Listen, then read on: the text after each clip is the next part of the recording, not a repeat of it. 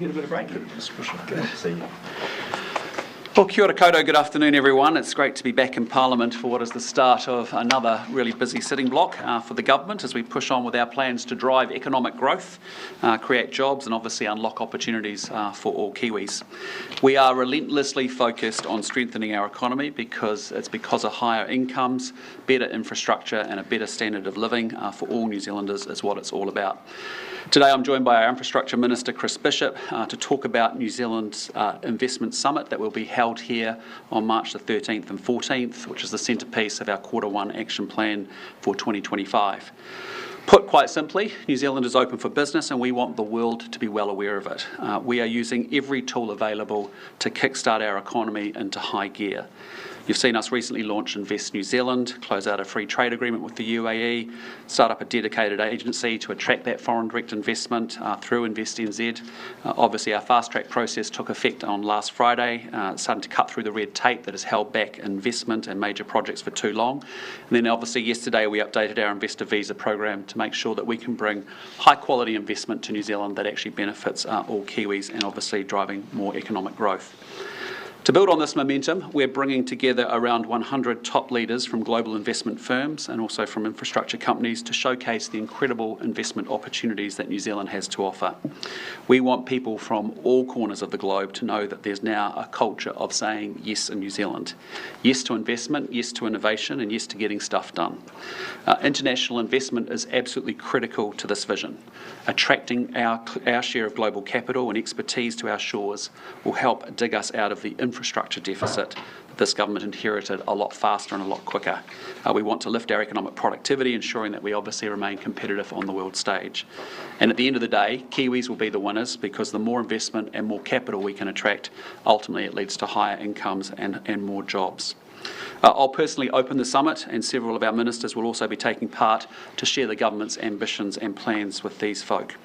I really believe that we have tremendous potential here in New Zealand, that we have a great future ahead of us, and obviously attracting this investment will be a key part of being able to do that.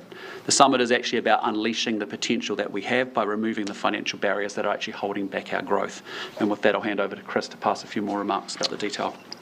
Thank you, Prime Minister. As I think we all know, New Zealand has a massive infrastructure deficit. Estimates vary, but it's around $100 billion or so. To put that into context, it's 80 transmission gully motorways. It's also 3 times the size of our entire school property portfolio, 8 times the size of our hospital network. Our infrastructure deficit is a major drag on productivity and on growth. And to fix it, the government has a massive program of infrastructure investment over the next 5 years. But we can't buy our way out alone. Instead, we need to patch the leak in the leaky bucket by using every tool in the toolbox. And the government has, as I've talked about before, an ambitious program around all of those things. We need to embrace market-led proposals when investors come to us with ideas, which is why we released guidelines on that last year. We need to improve the ways we fund and finance infrastructure, making better use of PPPs and strategic leasing to ensure every dollar of public and private capital is being put to its highest value use. We've recently released a funding and financing framework. We need to think longer term about our infrastructure priorities while we're working on a 30-year national infrastructure plan, which will be released later this year. And of course, Fast Track, which started life on Friday last week to cut through the red and green tape holding us back. We're committed as a government to using every tool in the toolbox to stop our infrastructure projects getting stuck in regulatory purgatory and to start getting spades in the ground.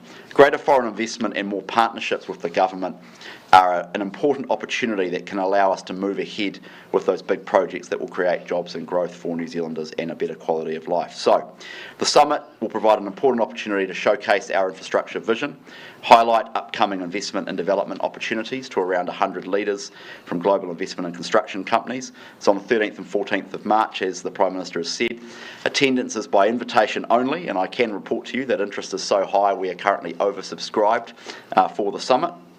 As well as showcasing upcoming infrastructure opportunities. It's also going to highlight changes in policy, regulation and legislation that we're already making to make it easier to do business here, and it will also highlight investment opportunities in a range of growth sectors like renewable energy, clean tech, aquaculture, the resources sector, for example, and indeed the Maori economy. I'm going to be presenting at the summit alongside many of my Cabinet colleagues. We're looking forward to showing the world that New Zealand is a country worth investing in, and that we are open for business, and that we are going for growth. Thank you. Well, thanks, Chris. And just a quick word on the Q1 action plan for 2025 that we've also released today.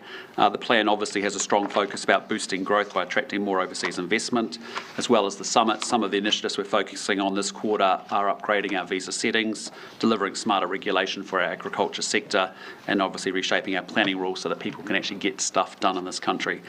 We have hit the ground running this year with some of the priorities in our Q1 plan already ticked off, including allowing digital nomads into New Zealand and laying the groundwork for AI to improve public services. While the focus is on growth, our commitment to restoring law and order and delivering better public services also remains. We'll soon pass legislation to ensure appropriate consequences for criminal offending, progress legislation to crack down on street racing, and publish our turnaround plans for the health sector to ensure that New Zealanders see better results from the government's record spend on healthcare. We have a big year ahead of us. We have a lot to say yes to, including growth, yes to investment, and yes to building a more prosperous future for Kiwis. And now we're happy to take your questions. You talked about public capital. Is there any countries that are off limits for investing in New Zealand? Look, no, we're country agnostic. Obviously, we'll have our standard safeguards in place as commercial deals are hammered out.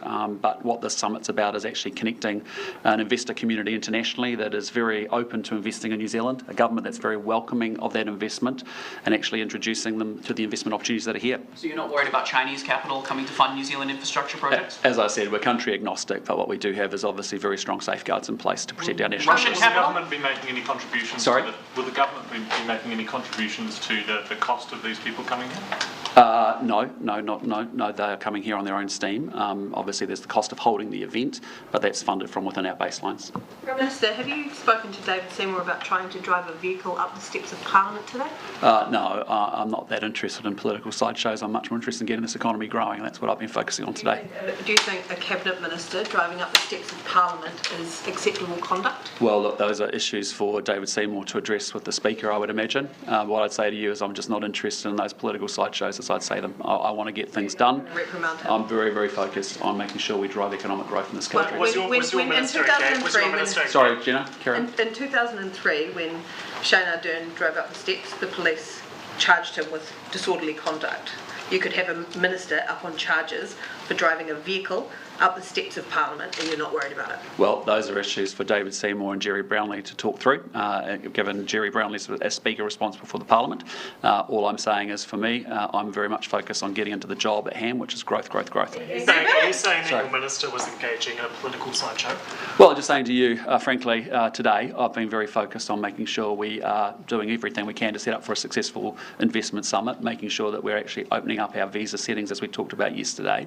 On Friday, we opened up our fast-track consenting process. Those are the things that I've been concerned about. Is he not focused on his work?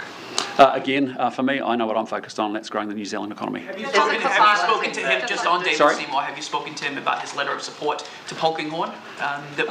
Well, look, I mean, what I'd say is, as I said yesterday, public confidence in the justice system relies on making sure that actually, police investigations and political intervention are separated. That's really a critical part of our system. Personally, I thought sending the letter was ill-advised. He's aware of my views on that.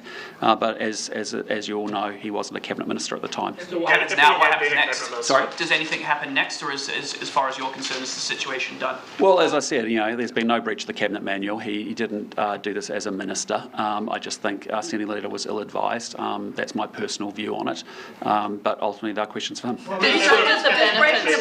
Joe. In addition to sending the letter, which you have acknowledged is ill-advised, also in the Tim Jago case, he was in the situation where the ACT Party instructed someone who was making quite a serious allegation to go speak to a lawyer that they referred, as opposed to instructing them to go speak to the police. Are you concerned about the political radar, the judgment of your soon-to-be Deputy Prime Minister when it comes to who the correct people are that should be dealing with these things, and the separation of powers as well? Yeah, well, look, I mean, that's why I made the comments I did, which is that, having police investigations completely separate from political interventions is a critical part of our system. It's absolutely critical, whether you're an MP or a minister. But in terms of, that's why I think Senator Leader was, as I say, ill-advised. But this didn't happen. This happened before we formed government, before he was a minister. My view is that, this didn't happen as a minister. So, from that point of view, my job as Prime Minister is to hold my minister's behaviour and their conduct to account. This didn't happen while he was a minister. In terms of the letter, he says that on the police website it says to people, if you've got a problem, then go and speak to your local MP, and he says there was just advocating on behalf of a constituent. Do you buy that? Well, there's a very fine line to walk. All electorate offices up and down this country will have issues where, of different nature about constituents' engagement with police. But I think ultimately, it's about finding the balance in that line and making sure that you're not interfering in an investigation, or you're keeping the political interference separate from the police investigation as it should be. If one of your ministers attempted to drive a vehicle up the steps of Parliament, would you have words with them? I possibly. Well, again, I'm sorry, but I haven't been following the story of today. I know it's a big deal for the folk here in Parliament. Ultimately, it's an issue for. The minister trying to railroad the Parliament. No, I get it, but what I'm saying to you is actually it's an issue for Jerry Brownlee and David Seymour to work out, given Jerry Brownlee's responsible for the Parliament. If David Seymour had written that letter while being a minister, would have you dismissed him? Well, it's a hypothetical. He didn't write it as standard. Well, he didn't write it as a minister, and I'm just saying to you, my personal view is it's ill-advised. Whether you're an MP or a minister, it's important to make sure that there's a separation between investigations and politicians. Line? Did he cross that line? Sorry? You said it's a fine line. Did he cross No, the I said that as constituent MPs advocating for your constituents, there is always a fine line to make sure that you're not impeding on that investigation. I just think sending the letter in the way that it was ill-advised. Did you know about the letter before it hit the headlines, or was that the first time that you read about it? My office had received the letter, I think, just before the story broke. I got a high-level readout of it. It's very similar to what was reported. Just on the Cook Islands. Yes. Kiribati has had aid money withheld while they try and work out New Zealand tries to work out some of the issues going on there, yep. And the issue being transparency on a number of matters. What are you going to do about the Cook Islands situation? Because it's, again, an issue of transparency and communication. And at the moment, you've now had the Prime Minister go to China without fulfilling a request from the Foreign Minister. Are you going to consider withholding money, sanctions, anything like that to deal with this situation? Well, look, I mean, as I've said, is that, we have a very good relationship with the Cook Islands and its people. We have a rather unique constitutional arrangement about free association for the last 60 years. We have real points of difference between the New Zealand and Cook Islands government, as we've talked about, around passports and around international agreements. We know under those constitutional arrangements, it's important that there is total transparency about those. And in this case, we don't feel that that's happened, and that's why we've talked about that publicly, and the Foreign Minister has done so. We'll wait and see, and we'll see what comes back. What is the threshold there, though? Because you have acted in the case of Kiribati, and there has been money that is now being reviewed and aid money has been put on hold. So at what point, or what is the threshold for the Cook Islands in terms of actually some sort of punishment? Well, again, given we haven't seen this purported agreement, we need to make sure we wait and actually see it, and we'll make our judgments after that. If the agreement is against New Zealand's national interest, what will you do? Well, again, that's hypothetical. We haven't seen the agreement. We need to wait and see and actually be able to see it. Clearly, and once we see it, we'll make our assessment. What's wrong with Cook Islands pursuing an economic agreement with China if New Zealand has an economic agreement with China, as Mark Brown has said? Well, what is important is that there is transparency. In this case, there hasn't been, and that's all we're asking for. And so that's been the nature of the conversations, leader to leaders, but also officials to officials, and that's what we're expecting. At the moment, we need to wait and see what the agreement actually does or doesn't look like. Are you concerned about the relations? Has Mark Brown just gone rogue? What do you think's prompted this? We have a very good relationship with the Cook Islands and also its people, but we have points of difference, as we've highlighted here, around passports and around international agreements. We have an obligation under our constitutional arrangement to make sure around issues of defence and security that we're very transparent about all of that. We need to wait and see what has actually been agreed or not agreed, and then we'll make our judgments after that. We've got a very good relationship with them. You Sorry? say we've got a very good relationship with them, but haven't we completely dropped the ball here? We had no idea what was going on. Winston Peters still has no idea what was going on. How out of the loop is New Zealand in terms of what the Cook Islands is even up to at the moment? That's why, under questioning, you've actually seen him say that we expect transparency, and he's calling that out, and that's what we're saying, and that's why you do have a dispute between the two countries. That is our finger actually on the pulse when it comes to the Pacific Islands, because there's been a lot of rhetoric over the last year about how we've been there so many times and we've visited all these countries that nobody else had visited for years and all the rest of it. We've now got a situation where one of our closest partners, the Cook Islands, has gone off and is not responding to any communication from our Foreign Minister about what sort of an agreement they're doing with China. So actually, how good is that relationship? I think our relationships across the Pacific have been strengthened over the last 15 months for sure, no doubt about it. But what we have here is a dispute. The result of that is we now have a situation where we don't know what the Prime Minister of the Cook Islands is up to. What we know is that we don't see eye to eye on these two issues. Passports we've actually dealt with, and the Prime Minister's conceded that he won't be progressing passports, which is right, given the nature of our constitutional arrangements. With respect to the agreement, we'll have to wait and see what that looks like, and we'll make our decision after that. Regarding migrant visa changes, regarding migrant visa changes, the But can you speak up a bit? I can't hear you. You've got a very soft voice. It's all good, Prime Minister. Thank you. The Australian government had a similar type of migrant visa last year. They dropped it after the Aussie Productivity Commission said that they hadn't provided a single economic benefit. Is it a warning sign that your changes might not work? No, what a load of rubbish. This is actually going to be a very good thing for New Zealand. We have an active investor visa that Australia and the UK don't have anything like this. We have huge interest that has built up even before we made the announcement yesterday about people who want to invest in New Zealand. To give you a feel for it, I think in the last, certainly the 2-year period, there was about 13 projects of about $70 million worth of value only that was actually actioned under the old regime. Pre that, it was over the same 2-year period, it was about $2.2 billion. So we are missing out on a huge amount of investment. And the incredible thing with this class of investors, and I met many of them yesterday, and I met many of them over the last 15 months or so, is that once they get here and they have trusted networks and they build relationships and they get familiar with the situation, they've invested up to another $1.7 billion in further investments. So this is a really positive move for us. It's one of many things that we're doing. As you can see today by announcing the investment summit, it's also about the investor visa class. It's also about the free trade deals. It's also about fast track.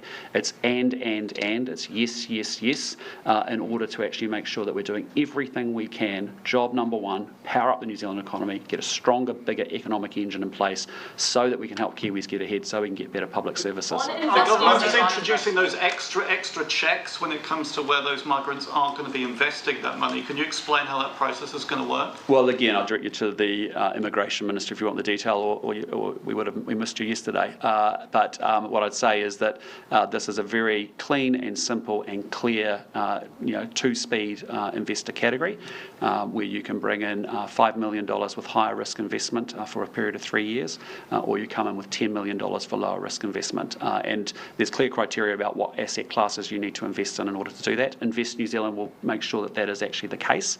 But importantly, by the time we're now putting in place Invest New Zealand to go out and attract foreign direct investment in the order that Chris and I are planning through the investment summit, coupled with the investor class, by the time we actually have mechanisms like 30-year pipeline of infrastructure, and we have our National Infrastructure Funding and Financing company in place, those are the mechanisms we need to be able to activate and actually get the money into New Zealand and actually working for New Zealanders. And I think all of that's a pretty exciting development, as you saw yesterday. With the investment summit, you're going to have some deals ready on the table? Well, really, I'll let Chris talk to that, yeah. There will be investment opportunities at the summit, but more importantly, I think it's talking about the pipeline of investment opportunities into the future. You know, we've got big ambitions as a government around infrastructure more broadly. You know, I talked about the health infrastructure pipeline. Obviously, we've got the Roads of National Significance program being delivered through NZTA and others. So we've got big ambitions as a government around infrastructure investment, and so the summit will highlight and showcase the opportunities that will come in the forthcoming years, because we're not in a position to, and nor will the market want us to, drop out, you know, dozens of opportunities right now, because the market couldn't handle that, and nor could we build all of those things. So it's about establishing a clear and consistent and stable pipeline of opportunities, and the summit is the start of that investment piece. So there will be some opportunities at the summit, but it's more about what are the opportunities that will be there in 3 years, 5 years, even 10 years, because we want to attract new investors into New Zealand and also new construction companies into New Zealand to say, you know what, I'm going to turn up to New Zealand and I'm going to start building some stuff because they've got a government that's welcoming of me. I've got some partners I want to work with. They've got great skilled capital, skilled labour that I can work with, and it's a great place to do business, the rule of law, all of the things that are really important. But what's been lacking in the last few years is those investment opportunities and some of the regulatory and policy settings that we've spent a lot of time over the last year working on, things like fast track, market-led proposals, foreign investment rule changes, investor visas. All of that stuff is really important as well. Some of this kind of lay the groundwork for some of the unsolicited bid stuff. You know, we've got these motorways coming up.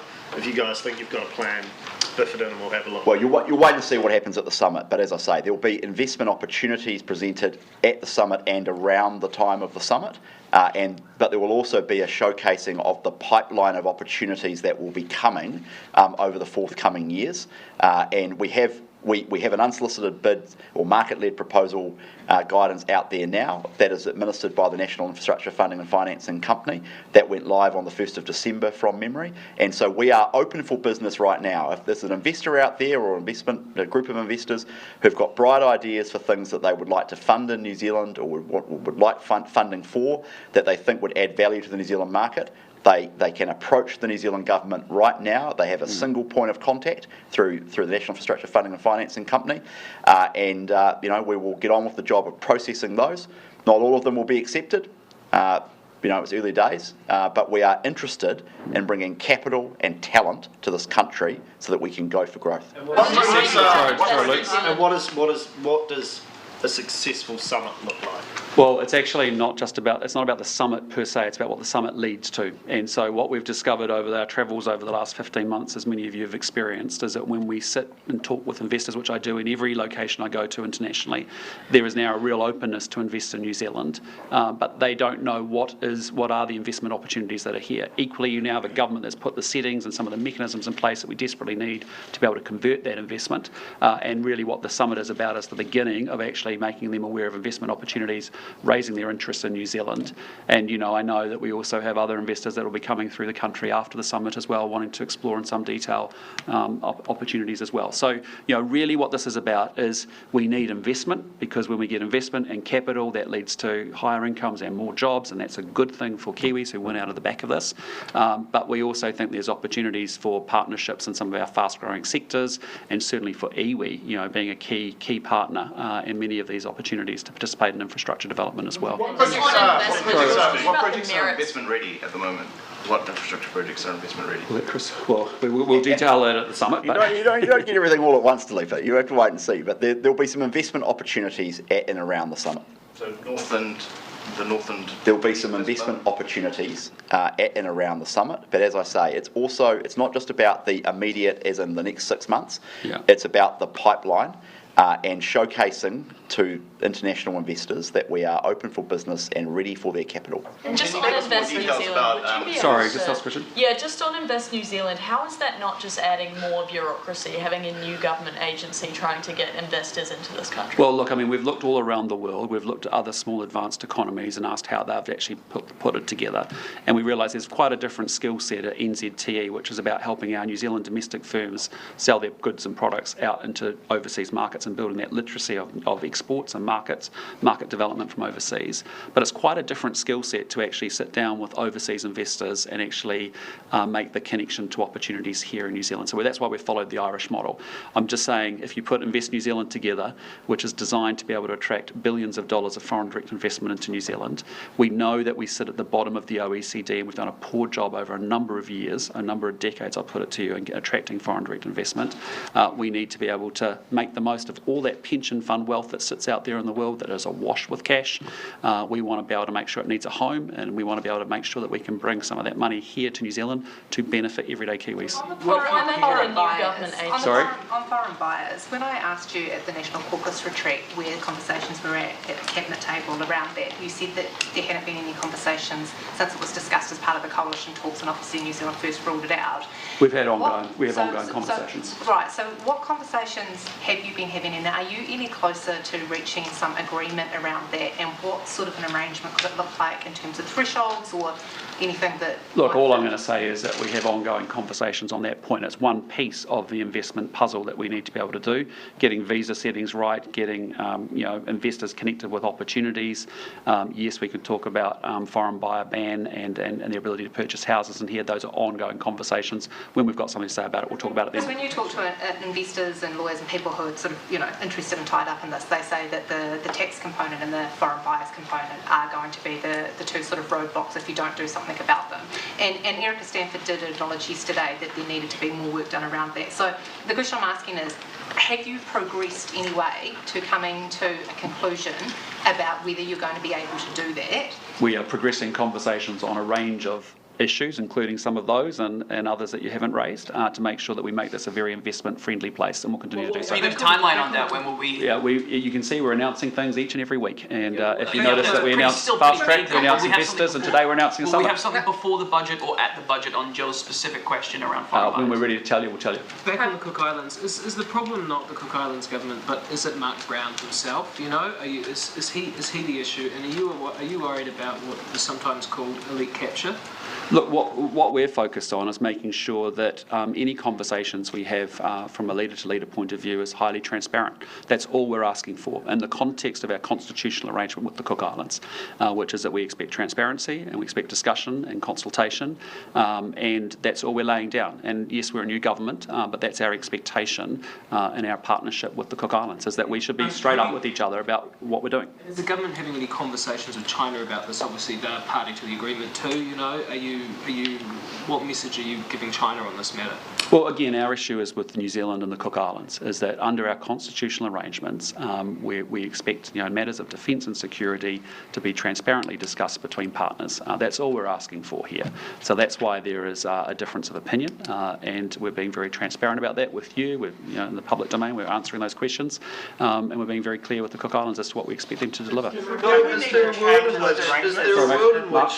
Different foreign affairs issue, but we talk a lot about rules-based international order. Yeah. In light of that, do you have any thoughts on the US president threatening to take, potentially by force, Greenland off of Denmark, the Panama Canal off of Panama? How does that fit in with New Zealand's interest in a rules-based international? Yeah, no disrespect, but I won't be doing a running commentary on comments from the US president. I speak for New Zealand, and what I can say from a New Zealand perspective is we believe in the importance of the rules-based system. Wherever I go, I advocate very strongly for that, and I'll continue to do so. Just regarding President Trump's tariffs. Tom, can you pick up again? President Trump's tariffs, Prime Minister. Are you going to look to seek any kind of exemption regarding our steel and aluminium, considering that could be implicated as a part of the reciprocal 25% tariffs? Yeah, look, as I was coming down, I'm aware of the statement that the President's made about steel and aluminium at 25% tariffs. Frankly, let's just wait and see, and we'll deal with it then. Are you going to seek an exemption, though, just yes or no? Again, we'll wait and see what the actual proposal actually is versus, it's important we see what policy in detail gets implemented, given statements. Isn't wait and see the general policy with Trump? Sorry? Isn't wait and see the general policy with Trump? Well, again, I just say to you, I'm not here to comment on statements from the US President. He's elected on a platform. There's no surprises in some of the decisions that he's taking, but that's up to the American people and to him. What I'm advocating as Prime Minister of New Zealand is that I defend our national interests, and where I can, I advocate for the rules-based system, as I should. Is there a world in which it is in New Zealand's national interest for the Cook Islands to sign a deal, an economic deal of any sort with China? Well, again, we're making very clearly that we expect those conversations to be very transparent. We want to we need to see what is actually being discussed. Conversations to be transparent, but is there a way that could be in New Zealand's national interest? What's in New Zealand's national interest is to make sure we have a positive relationship with the Cook Islands. It's a special relationship, 60 years in the making, and it's important to us that we actually are transparent and honest as deep and trusted partners with each other. They could tell you what's in that agreement, and if we don't like it, well, then what are we going to do? I mean, transparency only goes so far. It only concludes what is and isn't in it. Yeah, again, we'll wait and see what is in an agreement or not in an agreement, and we'll work it out from there. So Luke's question then, is there a world where what is in that agreement could be in New Zealand's national interest? What we're saying is that we want to make sure that there is anything that's of a defence or security nature is obviously of great importance to New Zealand. It's captured in our our constitutional arrangements, that we talk very openly and transparently about that, and that's what we need to see. Okay, sorry, Tom.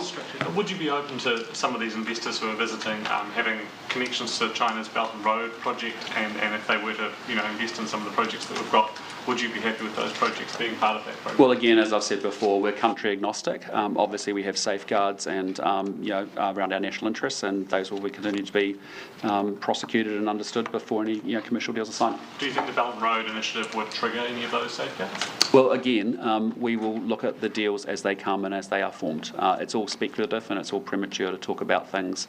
We want to open up to as many countries as we possibly can. We're agnostic as where the money comes from.